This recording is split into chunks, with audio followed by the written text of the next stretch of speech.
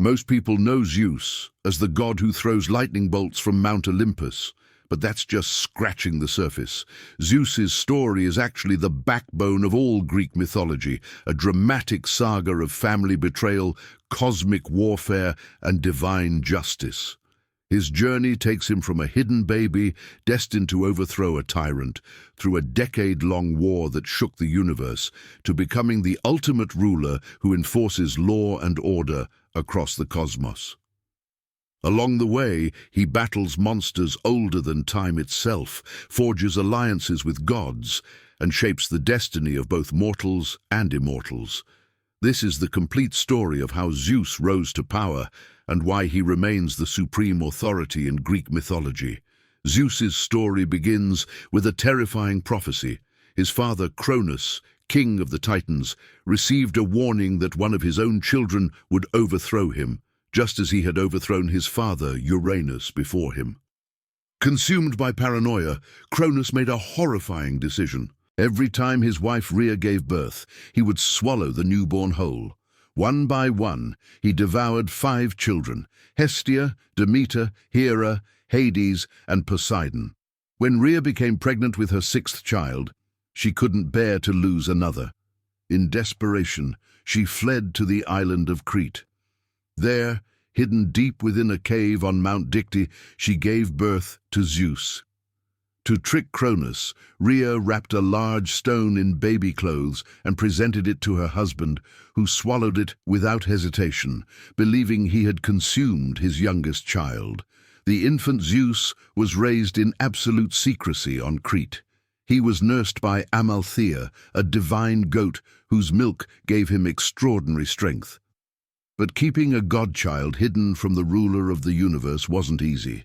Warriors called the Curetes stood guard outside his cave, clashing their bronze shields and spears together whenever baby Zeus cried. The thunderous noise masked his voice, preventing Cronus from discovering his location. Protected by divine magic and loyal guardians, Zeus grew in secret, developing the power and strength he would need to fulfill the prophecy and challenge his father. When Zeus reached adulthood, the time for revenge had arrived. With guidance from his grandmother Gaia, the earth herself, and help from the Titaness Metis, goddess of wisdom and cunning, Zeus devised a brilliant plan. He approached his father disguised as a cupbearer and offered Cronus a special drink, a powerful potion mixed by Metis. The moment Cronus drank it, his stomach began to convulse violently. Unable to control himself, he vomited up everything he had swallowed years before. First came the stone that Rhea had substituted, which Zeus later placed at Delphi as a sacred monument. Then, one by one, came Zeus's siblings, now fully grown gods who had been trapped inside their father for years. Hestia, Demeter, Hera, Hades, and Poseidon emerged, ready to join their youngest brother in revolt against the Titans. Zeus knew that defeating the Titans would require more than just numbers. They needed weapons of unimaginable power. Deep beneath the earth, in the darkest depths of Tartarus, Cronus had imprisoned monstrous beings he feared: the Cyclopes, one-eyed giant craftsmen, and the Hecatonchires, the 100-handed giants. Zeus descended into those depths and freed them. Grateful for their liberation, the Cyclopes used their legendary forging skills to create 3 divine weapons that would change the course of the war. For Zeus, they crafted the thunderbolt, a weapon of pure lightning that could shatter mountains. For Poseidon, they forged a mighty trident that could command the seas. And for Hades, they created the Helm of Invisibility, allowing him to move unseen through any realm. Armed with these god-killing weapons, the Olympians were ready for war. The Titanomachy, the War of the Titans, lasted 10 brutal years and shook the very foundations of the cosmos. Zeus and the younger Olympian gods fought from Mount Olympus, while Cronus and the elder Titans battled from Mount Othrys. The Hecatonchires, The hundred-handed giants hurled massive boulders like rain, each of their 100 arms launching rocks simultaneously. Zeus wielded his thunderbolt, splitting the sky with divine lightning that illuminated the battlefield. Poseidon commanded earthquakes and tidal waves. The clash was so violent that the earth itself trembled. For years, neither side could gain the advantage. But slowly, with their divine weapons and the overwhelming power of the hundred-handed giants, the Olympians began to turn the tide. Finally, after a decade of cosmic warfare, the Titans fell. Zeus's final lightning strike broke their resistance, and the elder gods surrendered. The punishment was severe and eternal. Most of the defeated Titans were chained and cast into Tartarus, the deepest abyss beneath the underworld, where they would remain imprisoned forever under the watchful gaze of the Hecatoncheires. But Atlas, who had led the Titan forces in battle, received a special punishment. Zeus condemned him to hold up the sky itself on his shoulders for all eternity, a burden so heavy that Atlas could never rest, never escape, forever supporting the heavens above the earth. With the Titans defeated, the three brothers, Zeus, Poseidon, and Hades, stood as the victors. But who would rule what? To avoid another war among themselves, they agreed to decide by chance. They drew lots to divide the cosmos into 3 realms. Zeus drew the sky and claimed kingship over all the gods, becoming lord of Mount Olympus and supreme ruler of heaven. Poseidon drew the sea, becoming master of all oceans, rivers, and waters. Hades drew the underworld, ruling over the realm of the dead and all souls that passed beyond life. The earth itself remained neutral ground, shared by all 3 brothers under Zeus's ultimate sovereignty. From that moment forward, Zeus presided over the gods from his throne on Mount Olympus, the highest peak where heaven touches earth. But Zeus's authority wasn't just based on military might, it was founded on law and moral order. He became known by many sacred titles that revealed his true role in the cosmos. As Zeus Horkios, he was the guardian of oaths. Any promise sworn in his name became unbreakable, and breaking it meant divine punishment. As Zeus Xenios, he protected the sacred laws of hospitality, ensuring that guests and hosts honored their sacred duties to each other. As Zeus Agoraios, he oversaw assemblies and public gatherings where justice was dispensed. Even the gods themselves swore their most solemn oaths by the river Styx, and Zeus enforced these divine promises. Zeus's power extended far beyond throwing lightning bolts. He became the ultimate enforcer of divine law and sacred oaths. Any god who dared to break an oath sworn by the river Styx faced severe consequences. A full year of unconsciousness, followed by 9 years of exile from the divine councils on Mount Olympus. This wasn't just empty threat. Zeus personally ensured every punishment was carried out. He controlled the weather, sending rain to nourish crops or withholding it to bring drought. Thunder became his voice, and lightning his warning. He communicated through signs and omens, particularly at the Oracle of Dodona, where priests would interpret the rustling of sacred oak leaves as Zeus's divine messages. Most importantly, Zeus represented cosmic stability after generations of chaos and violence. The age of brutal succession wars had ended, replaced by his structured, lawful reign. Zeus's first marriage carried a terrifying warning that echoed his father's fate. He married Metis, the titaness of wisdom and cunning, described as the wisest being among both gods and mortals. But shortly after their union, a prophecy emerged from Gaia herself. Metis would bear 2 children. First, a daughter of extraordinary wisdom, and second, a son destined to overthrow Zeus, just as Zeus had overthrown Cronus, and Cronus had overthrown Uranus. The cycle of violent succession threatened to repeat itself once more. When Zeus learned that Metis was already pregnant, fear gripped him. He couldn't allow history to repeat itself. So Zeus devised a plan using the very cunning that made Metis so valuable.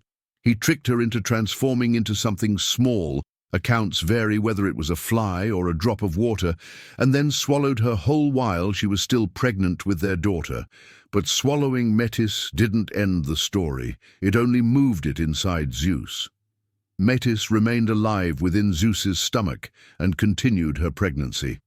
More than that, she began forging armor and weapons for her unborn daughter in the depths of Zeus's belly.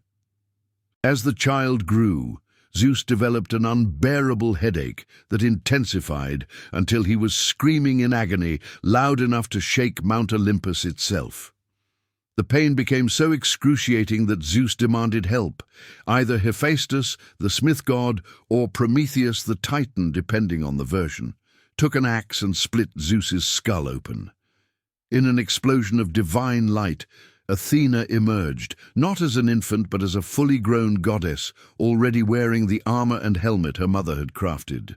She sprang forth with a war cry, brandishing her spear and shield. Zeus had found a way to break the prophecy. By internalizing wisdom itself and giving birth to his daughter directly, he transformed the violent cycle of succession into something new. Athena became his favorite child and advisor, while Metis remained within him forever, whispering counsel. The prophesied son who would overthrow Zeus was never conceived, and the pattern was finally broken. After Metis, Zeus took Themis as his consort, the Titaness who personified divine law and order itself. This wasn't just a political marriage. It represented Zeus's commitment to ruling through justice rather than pure force. With Themis, Zeus fathered children who became the very embodiments of civilized society. The Horae were born first, 3 goddesses representing the seasons and social order. Eunomia became the spirit of good governance and lawful conduct. Dike personified justice itself, ensuring fair judgments. And Irene embodied peace, the absence of war and conflict. In some traditions, Zeus and Themis also created the Moirai, the 3 fates who controlled destiny itself, though other accounts claim the fates were daughters of the primordial night. These divine children weren't just symbols, they were active forces maintaining the structure of Zeus's cosmos. Zeus's unions extended beyond law to encompass culture and beauty. With Eurynomy, he fathered the 3 Charites known as the Graces, goddesses of charm, beauty, and creativity who brought joy to both gods and mortals. But perhaps his most culturally significant union was with Mnemosyne, the Titaness of memory. Zeus spent 9 consecutive nights with her, and from this union came the 9 Muses, each born from a different night. These goddesses became the patrons of all arts, sciences, and literature. Calliope presided over epic poetry, Clio over history, Euterpe over music, and so on. By fathering the Muses, Zeus linked his kingship directly to human culture, wisdom, and creative expression. His power wasn't just military or legal, it was civilizational. Every poem, every song, every story told by mortals carried his influence. Zeus's most famous and turbulent marriage was to his own sister, Hera. As queen of the gods, Hera sat beside Zeus on Olympus and represented legitimate marriage, family, and social order. Together they had several important children. Ares became the god of brutal warfare and bloodshed. Hebe served as cupbearer to the gods and personified eternal youth. Eileithyia became the goddess of childbirth, assisting mortal women in labor. The parentage of Hephaestus, the craftsman god, varies in different accounts. Some say he was born from Hera alone as an act of retaliation, while others name Zeus as his father. But despite the importance of their union, Zeus and Hera's marriage was notoriously troubled.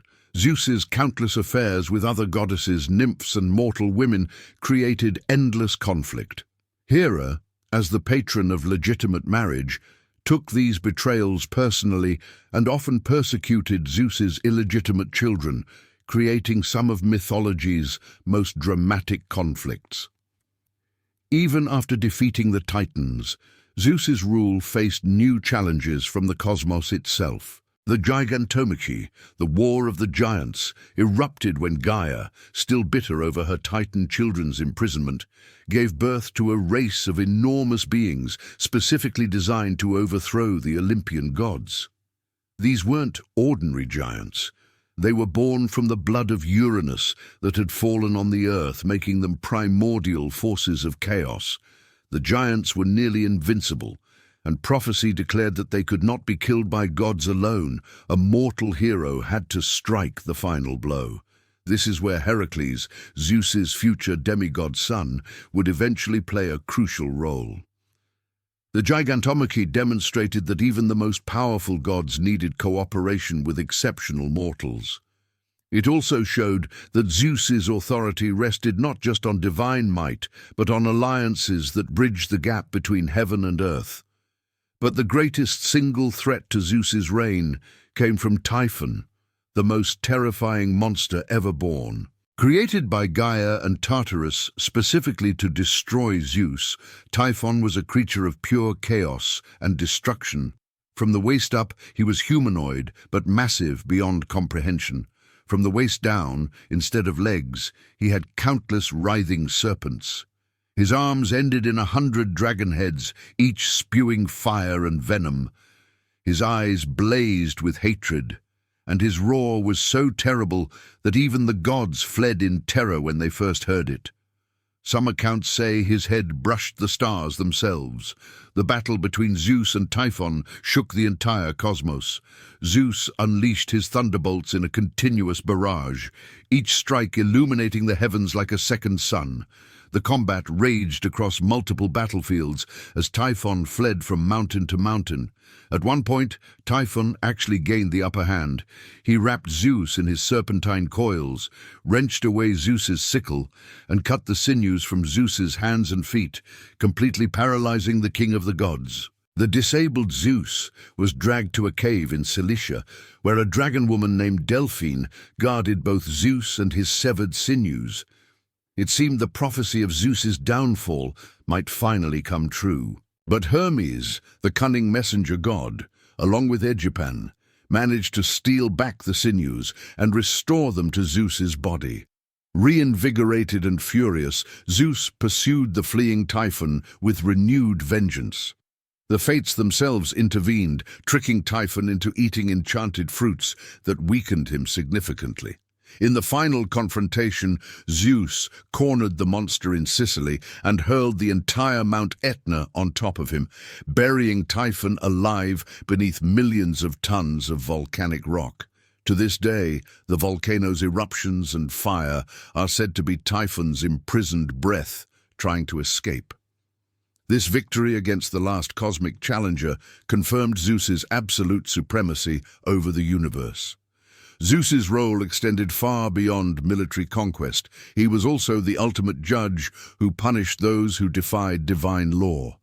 Perhaps the most famous case of Zeus's justice involves Prometheus, the clever Titan who sided with Zeus during the war, but later became his greatest irritant. The conflict began at Mycone, where gods and mortals were dividing sacrificial portions. Prometheus attempted to trick Zeus by wrapping bones in attractive fat while hiding the good meat under ugly innards, hoping humans would get the better portion. Zeus saw through the deception but allowed it to proceed, using it as justification for future punishment. When Prometheus then stole divine fire from the gods and gave it to humanity, enabling civilization and technology, Zeus's anger reached its peak. The punishment was calculated and cruel. Prometheus was chained to a rock in the Caucasus Mountains, where every single day a giant eagle would descend and devour his liver. Because Prometheus was immortal, his liver would regenerate overnight, only to be eaten again the next day in an eternal cycle of agony. This torture would last for thousands of years until Heracles, Zeus's own son, would eventually free Prometheus, but only with Zeus's explicit permission, demonstrating that even mercy came under Zeus's ultimate authority. To counter the gift of fire and punish humanity for accepting it, Zeus orchestrated one of mythology's most consequential acts. He ordered Hephaestus to craft the first woman from clay. Each god contributed something to her creation.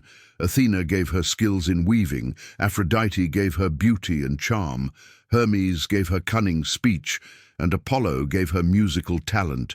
They named her Pandora, meaning all-gifted. Zeus then sent her to Epimetheus, Prometheus's less clever brother, as a bride. Despite Prometheus warning his brother never to accept gifts from Zeus, Epimetheus was captivated by Pandora's beauty and married her.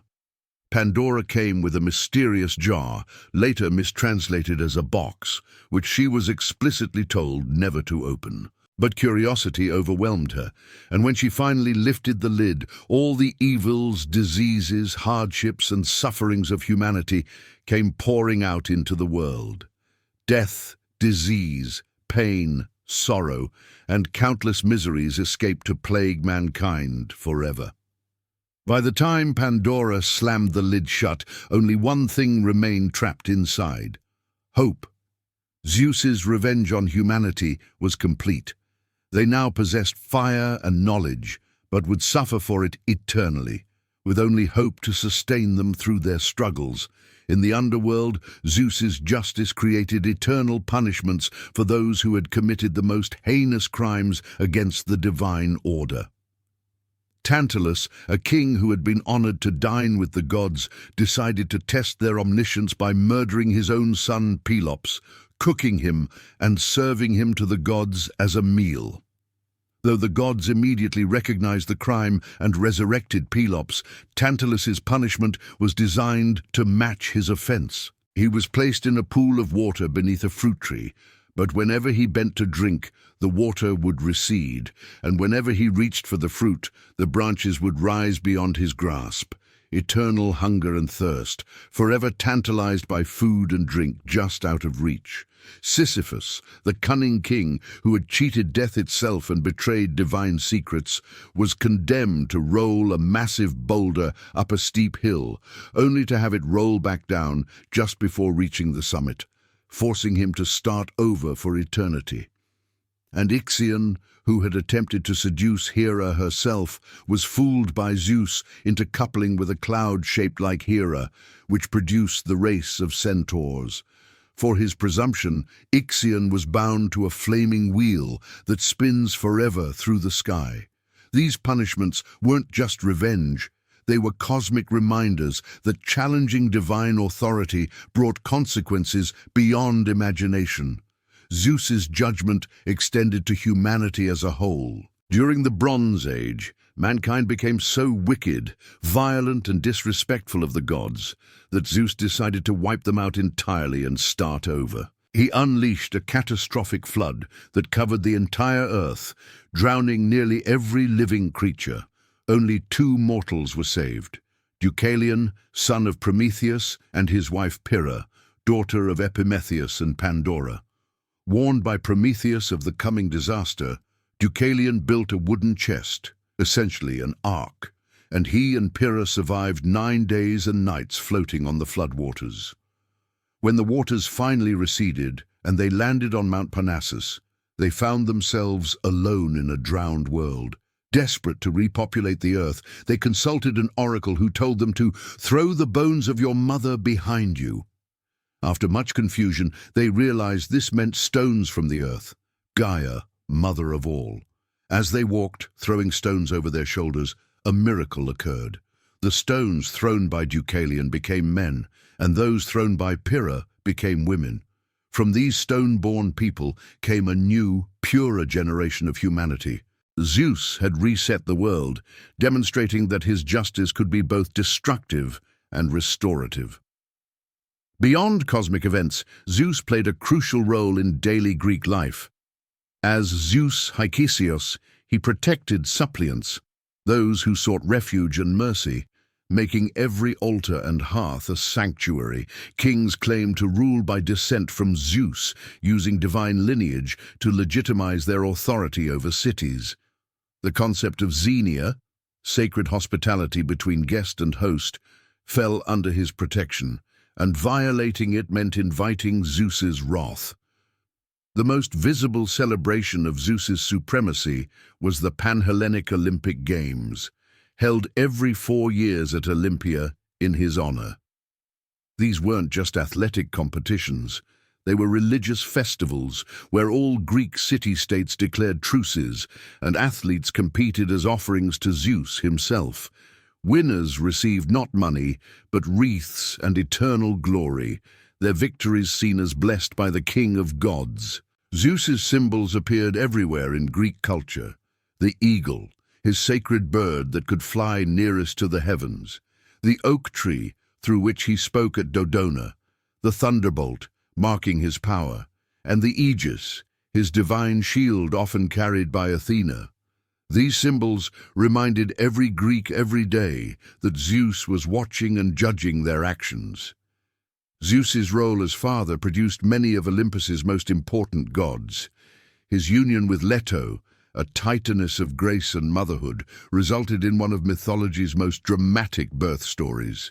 When Hera discovered Zeus had impregnated Leto, her jealous rage was so intense that she forbade any land on earth from providing Leto a place to give birth. Leto wandered desperately across the world while pregnant, rejected everywhere, with Hera even sending the serpent Typhon to hunt her. Finally, the floating island of Delos, which wasn't technically fixed land, agreed to let Leto rest. Clinging to a palm tree through agonizing labor that lasted 9 days and nights, because Hera detained Eileithyia, the goddess of childbirth, Leto first gave birth to Artemis. Then, with her newborn daughter helping as midwife, Leto delivered Apollo. These divine twins became 2 of Olympus's most powerful gods. Apollo became the god of prophecy, music, healing, and the sun, establishing the famous oracle at Delphi. Artemis became goddess of the hunt, wilderness, and the moon, protecting young women and animals. Both were fierce protectors of their mother, with Apollo eventually slaying Typhon as revenge for tormenting Leto during her pregnancy. With Demeter, goddess of harvest and agriculture, Zeus fathered Persephone, whose story would explain the changing seasons. Persephone grew into a beautiful maiden, and Zeus made a fateful decision. He permitted his brother Hades to take her as his queen. While Persephone was picking flowers in a meadow, the earth split open, and Hades emerged in his chariot, abducting her and dragging her down to the underworld. Demeter's grief was so overwhelming that she abandoned her duties, causing all crops to fail and threatening humanity with extinction. After searching desperately for her daughter, Demeter learned the truth and demanded Persephone's return. Zeus intervened, negotiating a compromise. Because Persephone had eaten 6 pomegranate seeds in the underworld, binding her to that realm, she would spend 6 months of each year with Hades as queen of the underworld, and 6 months with her mother on earth. This divine arrangement created the seasons. When Persephone returns to her mother, Demeter's joy brings spring and summer. But when Persephone descends back to Hades, Demeter mourns and the world experiences autumn and winter. Zeus's decision, while allowing the abduction, ultimately balanced the needs of all parties and gave the natural world its rhythm.